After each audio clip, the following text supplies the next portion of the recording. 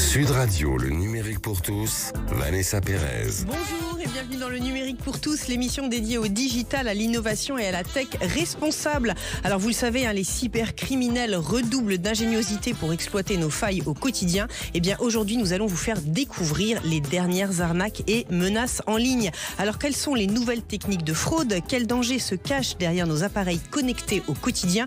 Et surtout, comment se protéger face à ces innovations malveillantes dans le domaine de la cybersécurité? C'est ce que nous tenterons de comprendre avec nos invités. Le numérique pour tous spécial cybersécurité, c'est parti et c'est sur Sud Radio.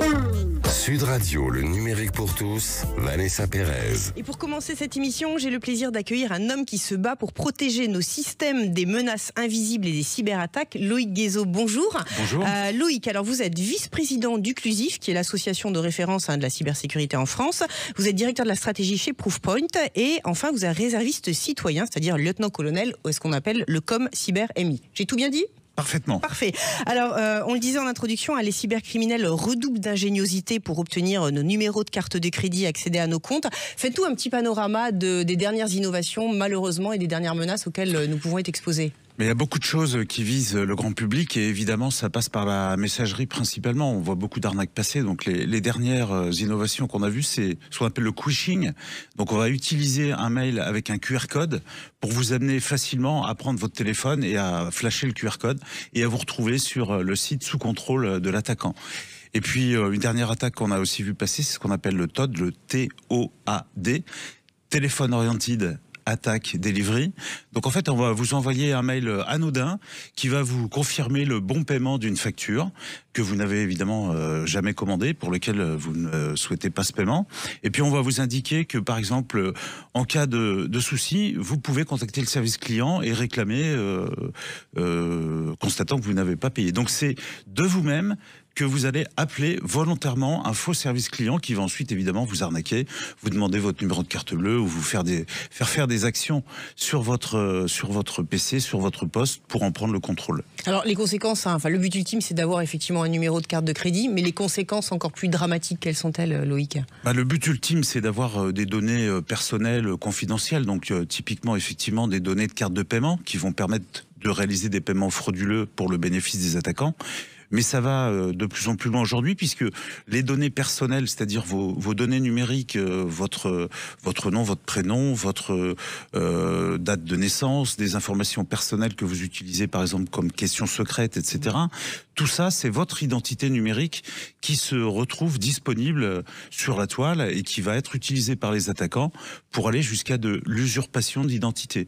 Donc vous avez la possibilité, malheureusement, le risque d'avoir un jumeau numérique qui va réaliser des achats, qui va réaliser des actes administratifs, qui va aller très loin contre votre identité et pour lequel vous allez devoir mener une série d'actions pour le faire disparaître. Justement, donc pour se défendre de ce type de risque, d'usurpation d'identité, parce que ça peut aller loin, comme vous le dites, prendre un crédit, faire des achats, etc. Comment on sort en fait de ce cauchemar quelque part, le gros sujet, c'est de ne pas y entrer. Donc, on est dans le mois de la cybersécurité. C'est vraiment donc une première étape qui est la sensibilisation. Il faut savoir reconnaître les signaux faibles d'une attaque ou d'un début d'arnaque pour surtout l'éviter, parce que ensuite c'est effectivement très compliqué. Mais vous avez autour tous les services de police qui sont disponibles pour prendre les plaintes et agir en cas, par exemple, de début d'usurpation d'identité numérique. Alors, expliquez-nous qui se cache derrière ces anarques, parce qu'elles sont très très sophistiquées, elles sont très créatives, on va dire, et invisibles. Quels sont les pays, est-ce qu'on arrive à définir ces groupes d'action? Alors c'est toujours très difficile de remonter précisément avec certitude vers l'auteur d'une arnaque numérique, puisque le numérique par définition est quand même assez évanescent, immatériel, mais on voit quand même sur la durée, et notamment parce que les services de police ont permis d'arrêter des gangs, on voit des grandes typologies. Donc je vais en citer deux parce que c'est quand même ce qui nous intéresse le plus. On a des arnaqueurs, par exemple, à la romance. Ce qu'on appelle des brouteurs, donc qui sont plutôt dans des pays, donc ceux qui visent la France sont plutôt dans des pays francophones. Les brouteurs, pour nos auditeurs, ce sont des... Donc ce sont des arnaqueurs à la romance qui vont essayer de discuter avec vous et vous amener à faire des virements pour les aider à vivre leur vie qui est difficile, etc.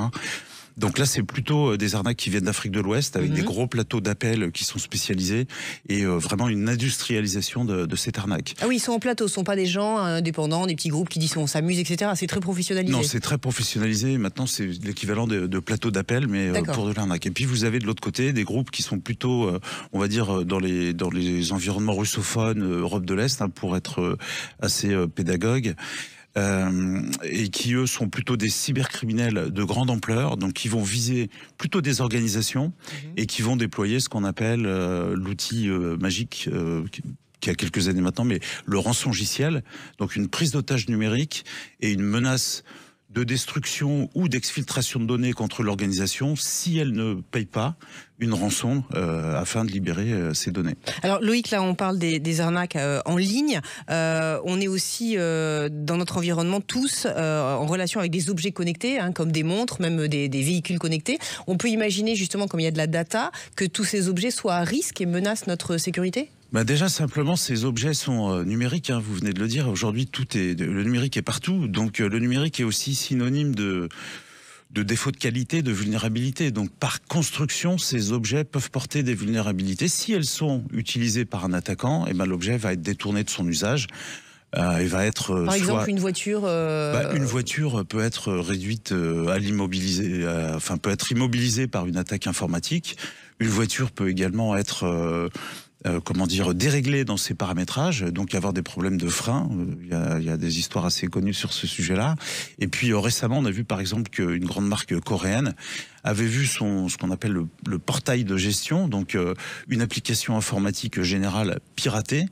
Et par ce piratage, on avait accès à l'ensemble des véhicules de la flotte qui pouvaient être arrêtés, portes ouvertes, etc. Donc là, on est vraiment dans des scénarios qui sont des scénarios qui sont plus de science-fiction, mais qui sont du niveau des scénarios de science-fiction qu'on lisait dans les années 80, 85. Et pour vous, ça peut être le prolongement de conflits géopolitiques qui s'animent sur le terrain avec ce type d'attaque à grande échelle ? Si on parle d'objets connectés qui sont utilisés dans une attaque, on peut faire un parallèle, même si c'est pas une cyberattaque évidemment, mais avec les beepers du Hezbollah. Ouais. À partir du moment où un objet numérique est atteignable par une force distante, un pays ennemi, alors l'objet va pouvoir être détourné de son usage et être utilisé.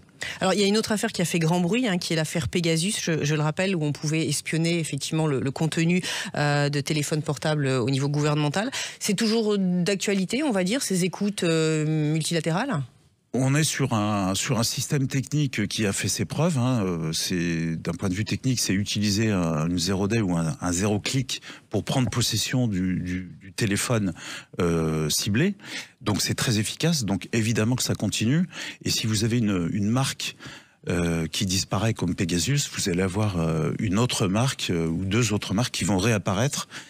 Offrant les mêmes capacités, mais peut-être un petit peu plus difficile à identifier dans un premier temps. Donc, on est dans un schéma de vente d'outils, de bombes numériques. Ça ne va pas s'arrêter aujourd'hui, ni demain, puisque ces bombes numériques sont devenues essentielles au renseignement, aux conflits armés, etc. Alors, on se doute, hein, des infrastructures comme la fourniture d'eau, d'électricité, des centrales nucléaires sont aussi des cibles pour paralyser un pays dans un contexte géopolitique tendu.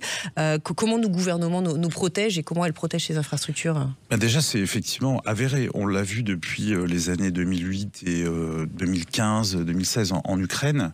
Dans cette zone, on a eu ce qu'on peut appeler des expérimentations faites par les Russes contre ces pays sur des infrastructures critiques, donc typiquement la distribution d'électricité.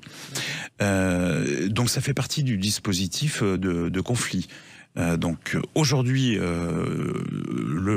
nos gouvernements successifs depuis une dizaine d'années ont vraiment durci notre posture, donc renforcé notre posture sur la sécurité de ce qu'on appelle des opérateurs d'importance vitale, donc typiquement la distribution d'énergie, les hôpitaux, l'eau, les transports, dans le cadre de réglementations qui impose la mise en place de dispositifs de cybersécurité de niveau supérieur efficaces pour protéger ces infrastructures critiques. Alors là, on parle de menaces qui sont juste dramatiques et en même temps, et paradoxalement, les Jeux Olympiques sont déroulés sans incident majeur. Du moins, c'est ce qu'on nous a dit.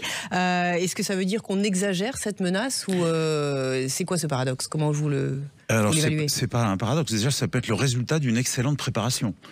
Ensuite, il y a quand même eu quelques centaines d'alertes de premier plan qui ont nécessité une analyse, voilà. Donc, mais il n'y a eu aucun impact sur le bon déroulement des Jeux Olympiques. Donc ça, c'est vraiment le premier point positif.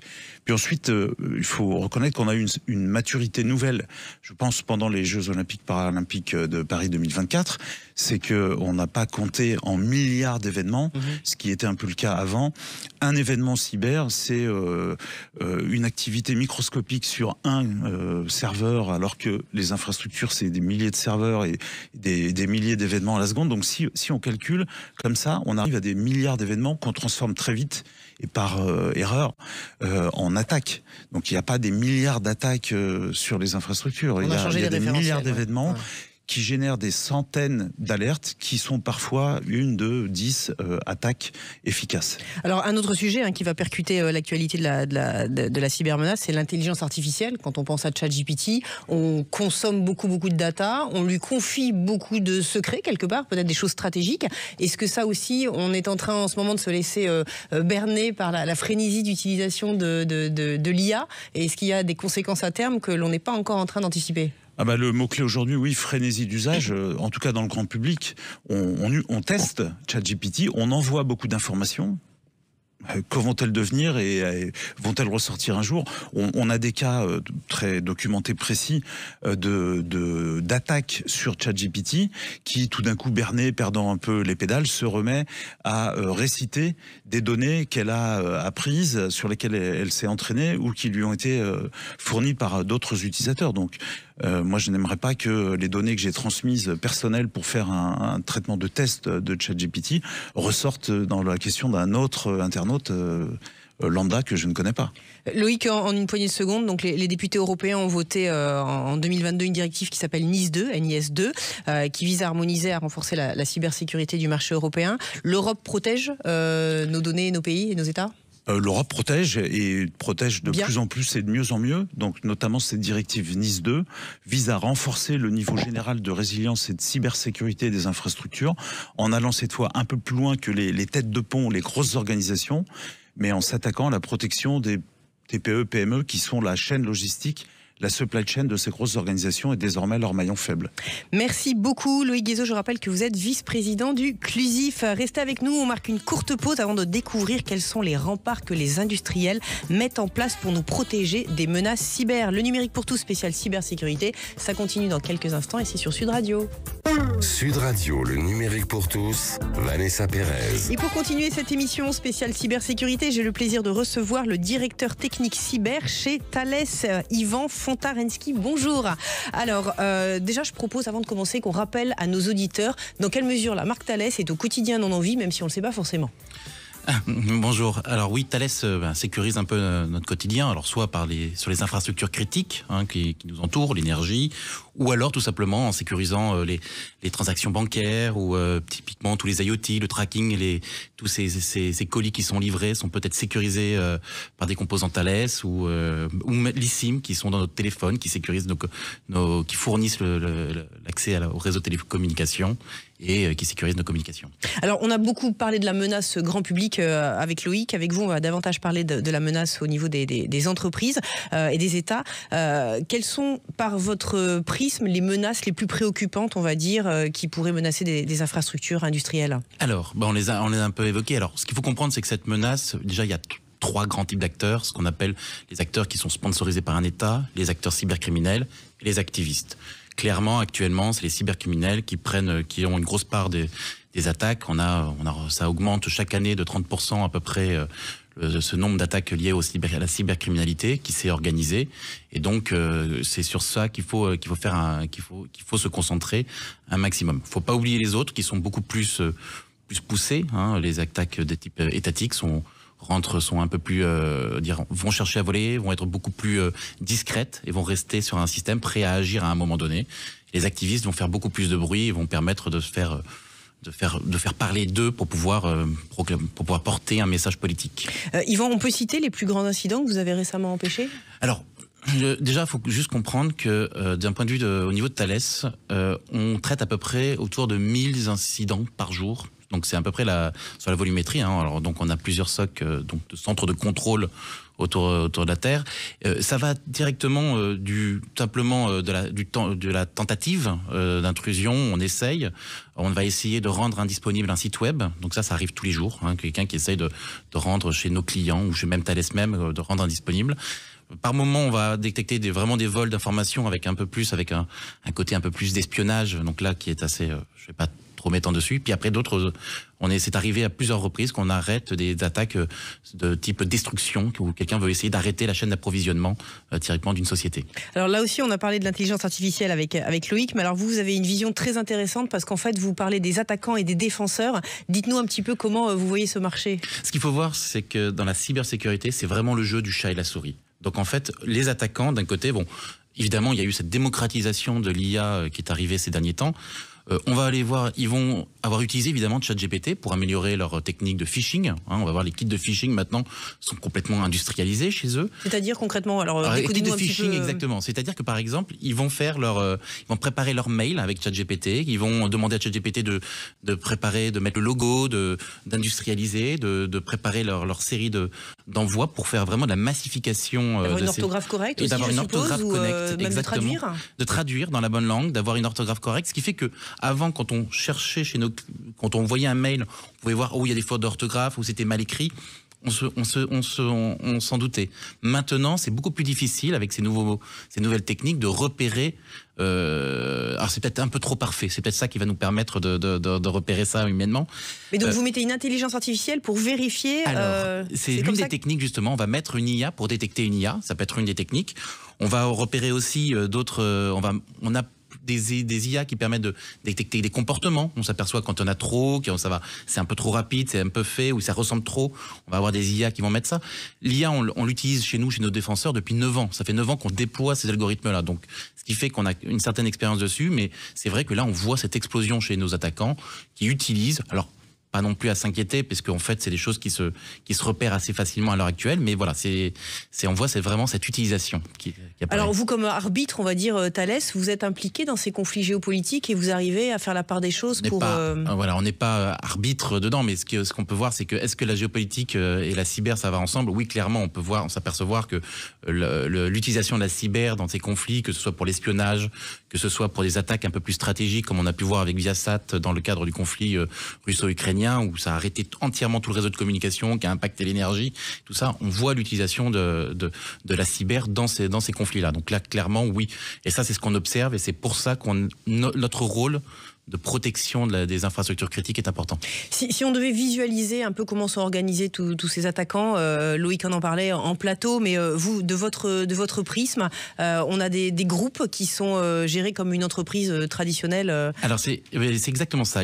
On parlait de plateau tout à l'heure. Nous, quand on a analysé ces groupes d'attaquants, on peut s'apercevoir que c'est des vraies petites entreprises. On va dire qu'entre 50 et 80 personnes, on va avoir un patron, on va avoir un RH, on va avoir un négociateur, on va avoir des commerçants, on va avoir des équipes de R&D qui vont se structurer avec des prestataires qui vont fournir, quelqu'un qui va gérer l'infrastructure, bref, une entreprise. Ça s'est commencé à se matérialiser et à s'organiser à partir de 2019. De 2019, on a vu cette industrialisation et cette professionnalisation de la cybercriminalité. Donc ça veut dire qu'ils ont un objectif de chiffre d'affaires aussi, comme une entreprise à faire Complètement, ils ont un objectif de chiffre d'affaires, et si on ne fait pas le chiffre d'affaires, si les collaborateurs ne travaillent pas assez suffisamment dedans, ils sont exclus du groupe. Donc ça, on a vraiment cet appât du gain qui est dedans, et c'est un business qui est monté. Alors il y a le coût de la rançon, ça permet de réaliser le chiffre d'affaires, mais il y a aussi le coût induit, on va dire, d'une attaque sur une entreprise. Ça, on arrive à mesurer un petit peu l'amplitude. Justement, c'est ce qui fait un petit peu, on va voir que c'est complètement dissonant, c'est le coût d'une attaque. On va dire pour ce que j'appelle un kit de phishing que j'ai évoqué tout à l'heure, on est autour de $50, entre 50 et $200. C'est à peu près le coût d'achat. Une attaque pour paralyser un site web, on va être autour de $200 l'heure, donc c'est à peu près ça. Et puis après, pour prendre quelqu'un qui a pris compromission d'une entreprise, il vendra son accès à entre 1000 et 20 000 $, pareil, pour pouvoir... donc c'est des choses qu'on trouve sur le Darknet, qu'on peut récupérer, quoi. Alors j'allais justement vous poser la question, toutes ces données qui sont récupérées au niveau des individuels ou des entreprises, elles vont sur ce qu'on appelle le Darknet. Tout le monde peut y avoir accès, si je dis n'importe quoi, mais peut-être un assureur ou autre veut acheter des données, il peut aller sur le Darknet et se les fournir. Il y a une loi sur ce marché ? Oui, alors en fait, le principe du Darknet, c'est qu'on est très libre et justement, on a un semblant d'anonymité très fort. Donc, on peut prendre un ordinateur, on se connecte au bon réseau et on accède à ces forums-là. Souvent, faut savoir, souvent pour acheter, il faut montrer des fois un peu la patte blanche pour dire c'est bien, voilà, je suis quelqu'un de confiance, je suis intéressé, ou alors on s'est fait contacter, mais c'est assez simple de se procurer quelque chose sur le Darknet, que ce soit des documents administratifs, ou des copies, c'est jamais de bonne qualité, des produits illicites, ou même justement l'achat de données. Là, il y a aucun, c'est assez. Donc facile. Les cybercriminels mettent les données qu'ils ont récupérées sur le Darknet, et donc après ils définissent un prix de vente, j'imagine, et donc c'est en fonction de ça que vous pouvez récupérer. Un petit échantillon gratuit pour dire voilà, c'est ça que j'ai, est-ce que tu en veux plus? Et on télécharge l'échantillon, on regarde, et si on veut, à ce moment-là, il donne le prix. On peut négocier ce prix, il y a un négociateur qui est en face et on peut négocier. Juste pour donner, sur la volumétrie de toutes les personnes qu'on a vues qui se sont fait attaquer l'année dernière, 8% ont négocié leur rançon et ont cherché à récupérer et ont payé ces cybercriminels. Et 8%, ça fait énorme en fait. Et alors, on peut considérer qu'une fois qu'on a payé, on est définitivement tranquille, ou vous avez une épée de Damoclès en permanence une fois que vous avez vécu... Il se trouve que pour que les cybercriminels se fassent payer, ils ont un devoir d'être le plus carré possible, sinon ça se sait et donc plus personne ne paye. Donc ils accompagnent, ils aident, à la derrière, ils vont essayer de faire en sorte qu'on récupère son système d'information une fois qu'on a été compromis. Donc oui, ça marche. Maintenant, quand on s'est fait attaquer aujourd'hui, il faut quand même tout de suite passer quand même à tout un système pour pouvoir protéger notre entreprise. Donc il y a une réputation, il y a un peu un classement des cybercriminels. Il y a clairement une réputation. La réputation est très très importante dans la cyber. On voit chez ces criminels qu'ils ont un ego qui est important. C'est important pour eux qu'on croit en eux, sinon ça ne marche pas. Sinon leur business ne fonctionne pas. On a parlé régulation avec Loïc. Vous, qu'attendez-vous de la directive européenne en termes de cybersécurité ? Il faut qu'elle soit simple, ça c'est important, parce que on a énormément de régulation, de réglementation, que ce soit DORA, LPM, NIS 2. Il faut que tout soit le plus harmonisé possible. Ça c'est le premier important. Il faut qu'il y ait un moyen d'action, des amendes qui soient homogénéisées avec tous ces autres éléments. On n'ait pas plusieurs fois la même amende en fonction des différentes réglementations. Il y a un travail d'organisation. Il va falloir que chaque entreprise définisse qui est son responsable du NIS 2 et que il y a et qu'on ait conscience de tout ce que ça implique et qu'on mette en place tout ce qui est indiqué dedans. C'est une bonne directive qui permet de faire monter le niveau de maturité français. Le mot de la fin, Yvan et Loïc, pour un conseil pour nos auditeurs, un conseil vraiment à bien retenir. Alors moi, si j'ai 2-3 conseils à donner positifs. Plutôt parce que le temps compte. Un seul. Alors je dirais qu'il faut séparer les activités pro et personnelles, c'est important. Avoir une hygiène informatique irréprochable. Merci. Et vous, Loïc ? Profitez du mois de la cybersécurité, le mois d'octobre, pour se sensibiliser et apprendre le plus possible des bonnes pratiques pour son quotidien. Merci beaucoup, Yvan, Loïc. Le numérique pour tous, c'est fini pour aujourd'hui. Vous pouvez retrouver l'émission en podcast sur l'application Sud Radio et dès à présent sur YouTube. Et pour prolonger la discussion, on se retrouve sur vos réseaux sociaux préférés. Je vous souhaite une excellente fin de week-end et je vous dis à la semaine prochaine.